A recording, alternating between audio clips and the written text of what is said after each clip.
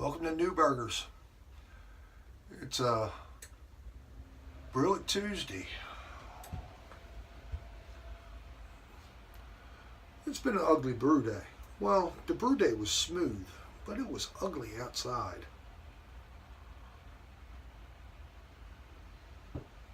Ooh, get it in you. Coffee stout. Let me pull a chair up.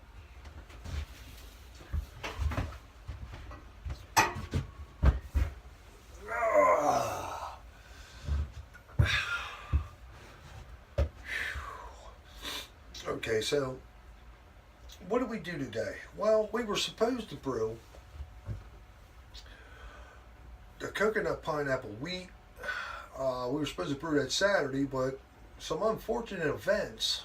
My wife, on her way to take my granddaughter to get her nails done and take her out to dinner and all that, because she had an excellent report card, all A's and B's, she got broadsided by some messed up, pill-popping woman who run a red light. There you go. So that put that on hold. And, well, I wound up taking another vacation day longer than what I needed to, because now we don't have a car. I mean, I got one sitting out here that needs to have brake lines worked on and all that. Very nice, cheap. But didn't have the money for that. And then we had the Blazer all fixed up, and, well, not fixed up no more. Bent the frame, busted the gas line, brake lines, hit it right in the side. It's just an ugly scene. Good news is, we've got a lawyer and all that kind of stuff, you know, like you have to do. And she's looked at a couple vehicles that look really, really nice, and we're going to work it out. We should have something newer and better than what we had before. But it still makes me mad because I had the Chevy Blazer pretty nice. I had it pretty nice running right and all that. I was just getting ready to do the Jeep Grand Cherokee, and well, now the Jeep Grand Cherokee is still sitting there needing brake lines, and now we got to wait on a rental, and we'll probably have a new car before we get a rental. But that's enough of that. So what do we do today? Oh, we brewed the coconut pineapple wheat that we were supposed to brew Saturday. It was just me. Of course, I took an extra vacation day. That means Thursday, Friday, Monday, and Tuesday. I done burnt up 4 of them. Supposed to go to work tomorrow. We'll see how that works out. It's been a rainy, miserable, ugly weekend. But managed to get the pineapple, well, managed to get the wheat beer itself brewed up. It was supposed to come in at like 10:47. I got a 10:54, which is good. I mean, I hit all the numbers, and I hit my volumes right on target and all that. Of course, I used the brew bag and plate chiller and all that with the handy dandy mashing bowl. It's got an ugly rag over top of it right now. I usually keep it upside down. Actually, that rag has been bleached, but you would never know it by looking at it. Everything's all cleaned up. I think I started at 10 o'clock and I was finished by 4:30, so which wasn't bad for just one guy, and everything was all cleaned up. I guess I can go over the recipe with you if you like. Open up the book. Let me, for those of you who know me, I gotta burn one now. Well, maybe not. Everything's going dead on me. You know, you thought you had a bad year, and then shit starts picking up on you again. All right, let's I did have a very relaxing day today, so to speak. Had a very relaxing day. Me and the wife had a very nice anniversary. We watched movies, we ate food. You know, we enjoyed each other's company, as you're supposed to. Let's talk about the grain bill. I did 6 pounds of pale malt and 2.5 pounds of wheat malt and 1 pound of flaked wheat. Okay. And for shits and giggles, I threw in 8 ounces of rice hulls. I mean, I don't know why, because I use a brew bag. And I double milled these grains and had the consistency of flour. Um, I think I got everything I could possibly get out of them. By my calculations, I'm going to read. My top end was supposed to be between 10:45 and 10:47. I got 10:54, which is pretty good. And I'll let you know about the FG later on. I figure by, I want to say by maybe Saturday, Sunday, I should have that. The amber ale that I have in the Keyser right now, or the fermenting box, that'll be ready to go in the keg by Friday, maybe Saturday, and this should be going in the keg by Wednesday or Thursday of next week. The hop additions I did for this was 1 ounce of El Dorado at 60, and I did a half ounce at 10, and I did a half ounce at 1 minute before flame out. Then I did a whirlpool for 15 minutes, just to get everything in the middle of the kettle while I was running the pump and sanitizing the plate chiller and all that, which was already sanitized because I'm freaky and I pump it full of Star Sand for about a half an hour, even after I clean it. I just pumped it full of Star Sand just now after I cleaned it with OxyClean for a half an hour. So, and I'll do that again before I use it again. IBU should come in right around 25. I'm going to add the coconut and pineapple extract when I put it in the keg, and it's going to be 2 ounces per 2 ounces of coconut extract and 2 ounces of pineapple extract. We're going to see how it tastes in the keg. So we'll let you know about that, not this weekend, but next weekend. And hopefully I'll get a wife's summary on it too. Maybe even a daughter. Yep, maybe I'll get her. But my wife is my best critic. Seriously. Other than that, next up on the brewing schedule is going to be a Kolsch. I'm missing a Kolsch, and I got to get to the ingredients for that, and we'll see how that works out. But you guys know my Kolsch. I'm going to be doing the KV3 version. I think that's the best one. I don't see me venturing back to the KV2 or even the KV1.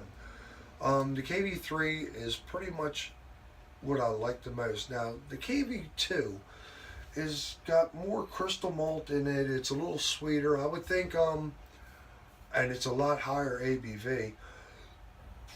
I would think that would be a winter, let's call it a winter Kolsch, okay? But the KV3 is the one I'm most proud of. It took me a minute to get there, and that's going to come up next. That's going to be with Spalt, and I think Spalt hops, and come on, Craig, spit it out. Saaz, them two work well together. They really do. And I think I have Crystal 10 in that also with some Pilsner malt. I think Neil Tunnell of Brew Tubers actually did that, but he couldn't get the Spalt hops, and he substituted that, and I can't wait to hear how that turns out. Graham Preston is also putting out videos now. He's had a hiatus, and he mentioned he was going to do my Pale Dorado. I can't wait to see how he brews that and how that tastes. Shout out to Tim. Tim's got some things going on. Tim of 8-Bit Chicken, shout out to him. He's got some things going on. Shout out to Brian, Short Circuit Brewing, and Brian of Thrash Metal Brew and Barbecue. Okay, and let's not leave out Dio, Drunken One. He's got some things coming up in the pipeline too. Craig, you look tired. No, I'm just laid back tonight, man. I'm having one or two, and I'm going to go to work tomorrow. Got to help out a fellow foreman who's a little younger than me. We're going to show him this, that, and everything else on how to install certain types of door hardware. Well, some complicated door hardware. panic bars, battery operated, blah blah blah, you know, for hospital shit. So I hate hospitals. They suck. Ooh, get it in you. Shout out to Chris Coppin. He wanted a t-shirt that he saw on fucking Friday last week, and another guy from Norway. I can't remember your name. I'm sorry. I apologize. But I gave him the link to my wife's photography page. If anybody wants a t-shirt for Craig and Silent Chase fucking Fridays, Newburger's Home Brewing, go to New Dawn Photography, NEUDAWN Photography on Facebook, and she will hook you up. All you got to do is give her a size, and you can tell her where to send it and all that kind of stuff. She has a PayPal account and all that. So, yeah. Don't know what else I could say for on a Tuesday. I mean, you know, I'm having a beverage. I'm getting ready to go in and eat some spaghetti because I'm hungry. I got, this is first in a while. I got my Speedo sitting on top of my fermentation chamber right here. You can just barely see the top of it. And I got my heater inside here to keep the ambient temperature at 63. But up higher, I have two thermometers telling me what the temperature is up top. And right now they're telling me they're right at 70 degrees. And the crystal strip I have on the fermenter is telling me right now it is right at 72. So that's good for a wheat beer. It's going to ferment that pretty fast. I threw 05 up in it. So, yeah, it's 66 right here at this level right here. 70. So, that's good. Now, I know when it starts fermenting, it's going to jump up a couple degrees, and maybe I'll get some banana notes in it along with the El Dorado hops. It's fruity, and I'm going to add coconut and pineapple. This is my thought. This is my theory. So, we'll see. But using 05, I shouldn't get any kind of flavors like that. Maybe if I used an 06, maybe. Maybe I should have used an 06. But this base is an American wheat base. So, I don't know. We'll see how this turns out. Maybe next time I'll do it with an 06 with a wheat beer yeast. Maybe get some of the banana notes at a higher temperature, because I haven't fermented outside of a controlled environment in a while. I mean, this is controlled, but it's not as controlled as inside of my fermentation box. I have a converted freezer with an Inkbird and a heater inside of it, so it regulates the temperature within 1 degree. Right now I have an amber ale in there. Pardon me. And that should be, pardon me. Damn. Oh. Shoo-wee. That should be done real soon. And I'm hopefully going to cold crash this inside of there. Wait a minute. Most people would edit that out, but I don't edit anything. Oh my goodness. Anyway.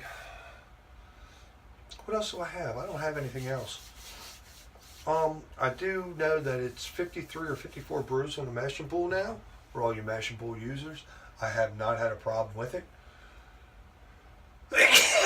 Damn! Holy shit! I'm allergic to being sober, I guess. I don't know. Couple questions that were asked me about. Where am I at now? Time-wise, 14 minutes. Okay. I wanted to answer these questions on the last fucking Friday, and I didn't get a chance to because I was jumping around and this, that, and everything else. These are half-inch quick disconnects with, pardon me, with half-inch inside diameter silicone hose, high-temp hose.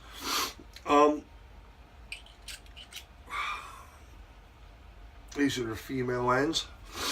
And damn, I'm gonna die here. And I'll show you the female ends right now. Female ends, right here like this. They fit the ½ inch, and they fit the quick disconnect. Oh, shoo away. Can you see them? There you go. I forget the name of the guy who asked me about them, and I wanted to talk about them. This is ½ inch MPT, and that's what you want with your quick disconnects going towards your pump. Yes, I know I need a stainless steel head, but you know, I'm kind of poor. And the quick disconnects were pretty expensive, actually. Now, usually I want to say that, you know, I'm living proof that you can brew cheap, and I am. I mean, my first setup was everything that I made myself. The only thing I bought was an 8-gallon kettle, and I made a mash tun, electric mash tun, out of my wife's crab pot that her grandfather made down the shipyard. When I drilled a hole in it, she wanted to beat me in the head, really. And I only put a 1350 watt element in it, and it took forever. But it was good as a mash tun. Really, it took me about an hour, 45 minutes to an hour, and I had an Inkbird hooked up. And I actually took a 42 cup coffee urn, and I put a copper coal inside of it to use as a Herms, believe it or not. And I made outstanding beers with that. I really did. I had a stainless steel screen made for inside the electric mash kettle by Bobby up there in New Jersey at brewhardware.com. And I had him make one for this too. And it kept, this one, it keeps me 2.5 inches off the bottom. That one keeps me 3. Very nicely built, you know, because I like brew in a bag. I'm gonna plug brew bag. I mean, man, I can grind my grain so fine. You guys just don't have any idea. I average between 75% to 83%, maybe even 85. I haven't checked it lately, but I've been coming in over my numbers lately, more so than what I used to. The last time I checked, I was between. My last time I checked, I was at 83.9% efficiency. You know what I mean? And that's when I was using my home setup. Okay. Next time I do a brew, I'm going to take a pre-boil gravity off of this and do the math. I was supposed, like what I said, I was supposed to come in at 44 to 47 on this. 1044 to 47. I come in at 1054. And the pre-boil volume was 7 gallons. Well, you do the math. I mean, it's probably going to be about a 5.7% beer, which isn't bad. I don't want the girls to drink a 6% beer. I was shooting for 5.5, and I got 5.7 on the gravity, so if it finishes at 1010, which I guarantee you it probably will, with an 05 at the temperature I'm aiming at, you know, so it should turn out pretty good.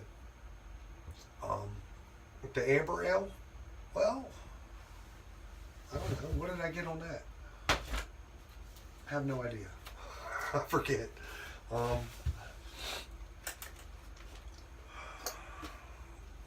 Amber ale, I got a 1062 on that. I got a 1062, and I'll stop it at about 1012 or 1010, and that's probably going to put me up around 6.5, 6.7. This is a 6% brew house. There won't be any more 8% stouts or 7.6% coffee stouts until next year around October, September, November, somewhere around that. We're going later. So next is a Kolsch and a Pale Ale. I got 10 gallons fermenting right now. And if I want to brew again before these beers are gone, I got to buy another keg. So we'll see about that. I got no place to put it because this fits 3 kegs. So I don't know. Anyway, this is Craig at New Burgers telling you you can do home brewing. I don't know why you can't. I mean, I don't know why you don't. I mean, what are you thinking? What are you drinking? I mean, what you should be doing is brewing, honestly. There's just not enough good beers out there anymore, and I think us homebrewers could do a whole lot better. And I've only been doing this 3 years, and I'm turning out better beers than what I can buy in a store. I mean, it's amazing what you can learn off of YouTube. So, anyway, shout out to BrewTube Official, shout out to BrewTubers, shout out to Beer Brewing, shout out to Mash and Bowl users. Shout out to the Burt Brothers. I mean, they're doing some goofy stuff too, like me and Silent J. Anyway, and a shout out to Tim. Hopefully he'll have a couple ship here Sundays going on too. So, anyway, for Tuesday, that's enough. Don't you think? I think so. Anyway, this is Craig telling you, get it in you.